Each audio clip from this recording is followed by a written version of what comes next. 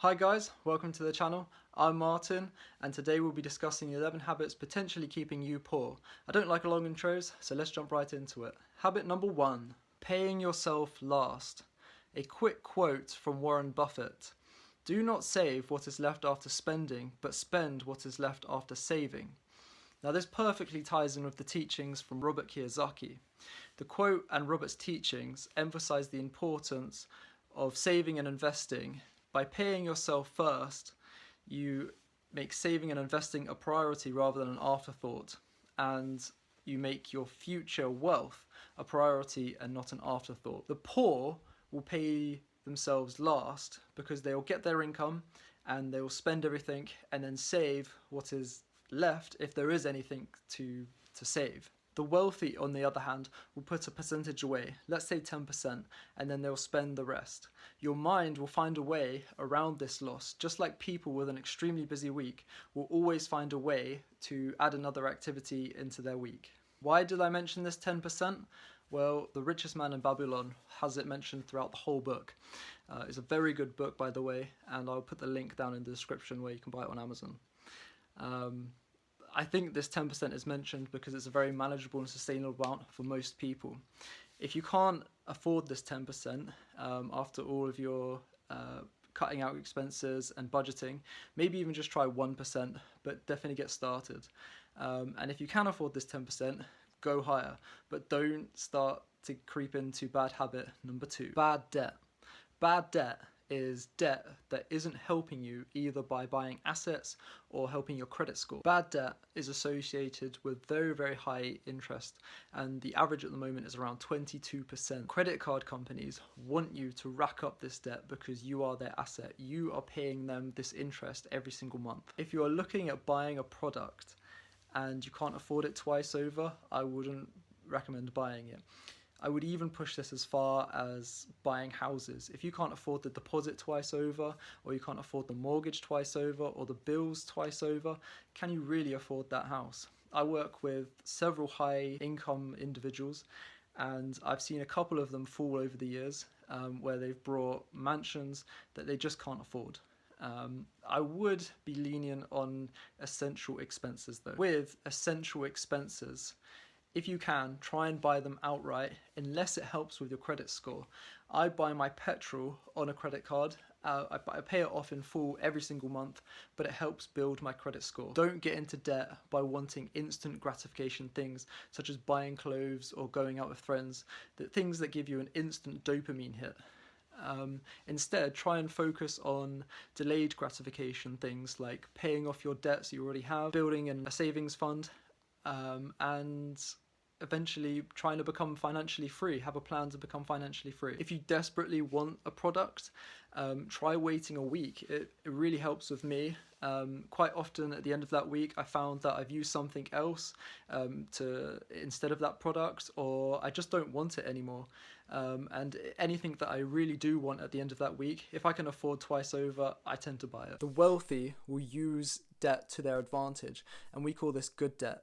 And this consists of business loans, mortgages for commercial or buy-to-let, and we use these debts to leverage our money to buy bigger and bigger assets, and these assets will cover the cost of the debt and make us profit, putting money into our pockets. We'll also use debt such as credit cards, like I pay for petrol on a credit card every month, to increase our credit scores. The banks can see us using this debt, and they can see we're trusted with it. We're not maxing it out, and we pay it back every single month, and so that will increase our credit scores. Habit number 3, not having a reserve. The poor won't have a reserve fund. What if they had an emergency? Their car broke down, they get laid off of work, or they get injured and they can't work. They will often get into debt because of this, because they don't have a reserve fund.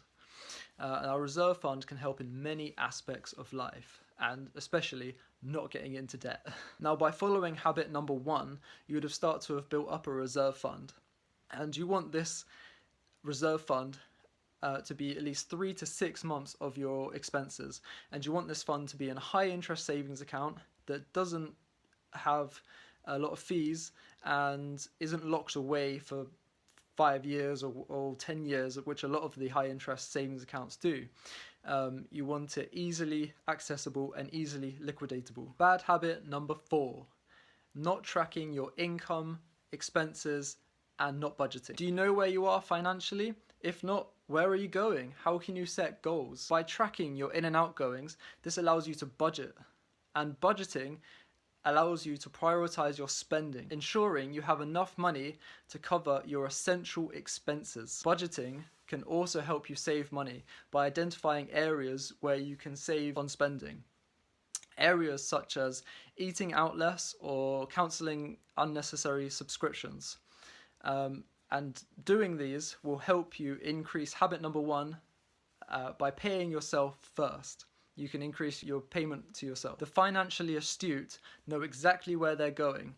If you're failing to plan, you're planning to fail. Bad habit number 5, keeping up appearances or unnecessary expenses. The poor always try and keep up with appearances, but I'm telling you now, the appearance game cannot be won. There's always going to be someone that's more fashionable than you. Literally everyone you pass walking down the street is trying to impress you in one way or another.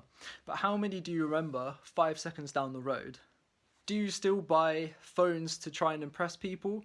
Like, what was wrong with your old phone? The poor absolutely love expensive hobbies, such as luxury shopping, collectibles, excessive travel, car customizations, and even eating out at luxury places. Now, the rich would make any one of these pay by creating some small business, whether it was dealing with luxury items and selling them. Or for an example, potentially this guy suffered from excessive travel. I don't know if he did or not, but he started a YouTube channel. His name's The Luxury Travel Expert, and I love watching his videos. But he's made an expensive hobby pay. The poor also love instant gratification expenses, such as excessive entertainment, binge watching TV, excessive social media, binge drinking and clubbing, and even gambling. Now, everyone has the same 24 hours, but the poor will spend it on expensive hobbies and instant gratifications, whereas the rich will spend it on self-improvement and creating value. Bad habit number 6, savings. Now, this might seem a bit contradictory, but are you saving too much? But specifically, are you saving too much time saving? Now, the poor spend so much time saving the pennies.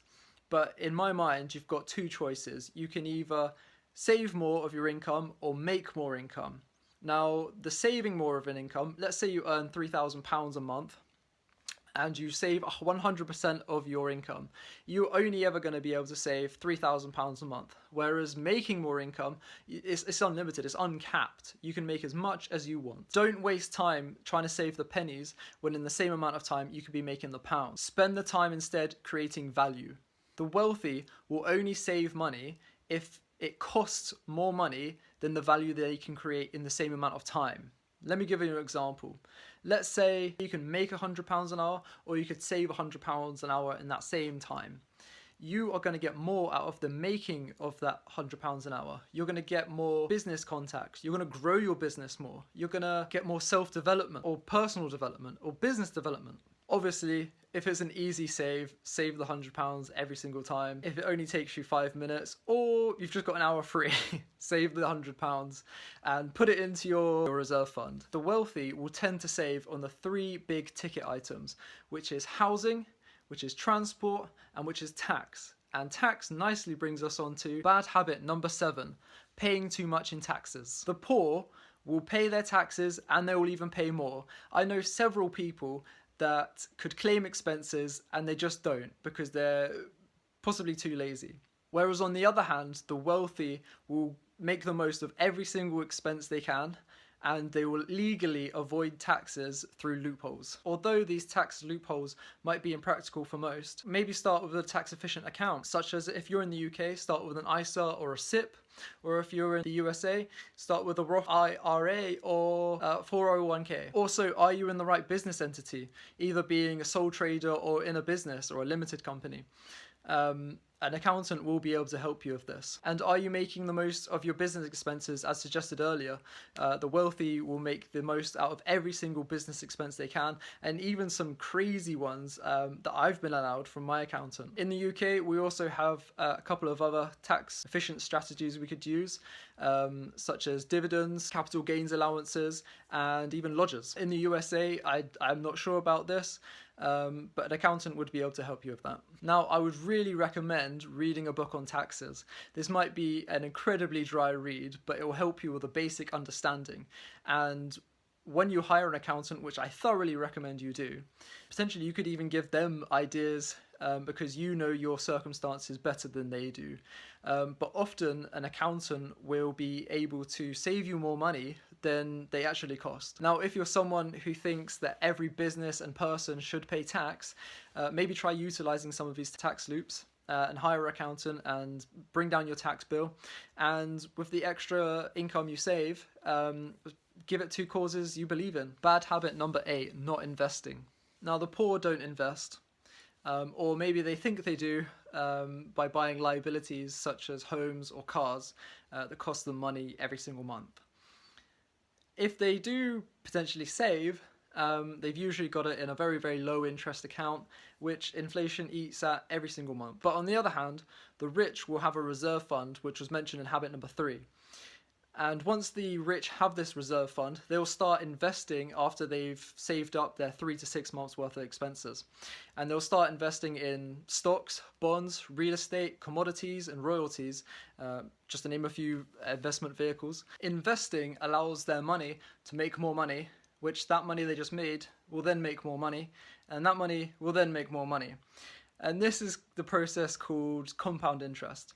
And compound interest is another income for the wealthy. Compounding works best the longer it is left in any given asset.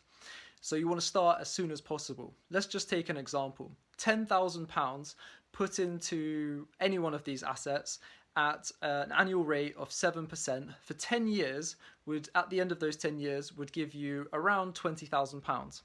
But if you put the same 10 grand for 40 years instead at the same 7% annual rate, you would end up with around £150,000. So time is your friend. Now, missing the best 10 days of the stock market in the last 30 years would have cut your returns in half. Well, are you going to miss the next best 10 days? Are you making excuses about investing? I can't afford it, I don't understand. Well, most brokers' minimum account funding is £10 or less. And in fact, my broker, Trading 212, which I'll put a link down into the description, minimum account funding is £1. And not understanding when we live in the age of the internet is not really an excuse at all. I mean, there are thousands and thousands of free videos on investing. I would suggest starting with simple ETFs, and I will link a video here or here.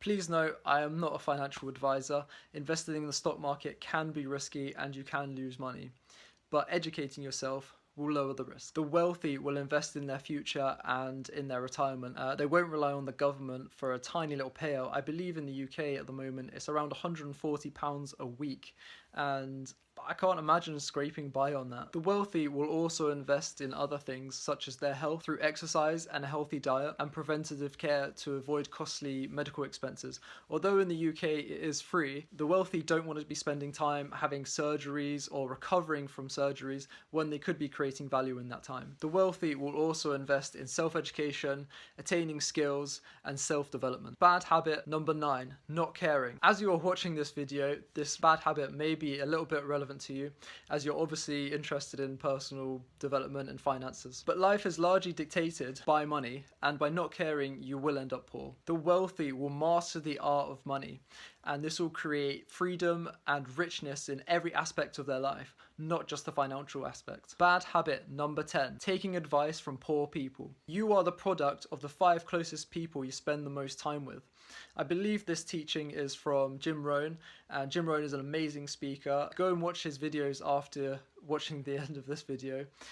You'll get so much value from his videos. But if you're hanging around with 5 poor people and taking the advice from 5 poor people, I guarantee you will be poor. The wealthy will expand their circle, and they will go out and find people from networking events that will force them to level up, and they'll get rid of the people that are bringing them down constantly. Quite often this is the poor people. You want a group of 5 people that will force you to level up constantly, and seek out mentors. This is what the wealthy do. They will surround themselves with 5 or more mentors that have done what they want to do. You will find these mentors at networking events or clubs, and you can even reach out to social media to them and maybe ask them out for a drink. Bad habit number 11, beliefs about money. Can you complete this sentence for me? Money is the root of all. That's right, happiness and abundance. Did you think I was going to say something else? Although this is not the actual quote, the real quote is, the love of money is the root of all evil. But this quote is so often misquoted that it's become the belief of most people. And if you thoroughly believe the phrase, money is the root of all evil, I think it's time for you to change your belief system. Money can create so much abundance in your life, and you can spread that abundance all around. Having poor beliefs and superstitions around money will only keep you poor. The poor mindset is often one of jealousy and anger when they see rich people go past. They'll see a rich guy go past in his Ferrari and be like, oh, that idiot. But really, you need to change your mindset. So you see that guy go down in the Ferrari and you think, if he can do it, I can do it. You see a glimmer of hope, and maybe I can even do it better. And that is the 11 bad habits that are potentially keeping you poor. I hope you have taken at least one thing from this video and are going to implement it. If you found this video helpful, I would very much appreciate if you could subscribe to the channel, and I'll leave some other videos you may enjoy down here or up here, somewhere. Thank you for watching. Take care.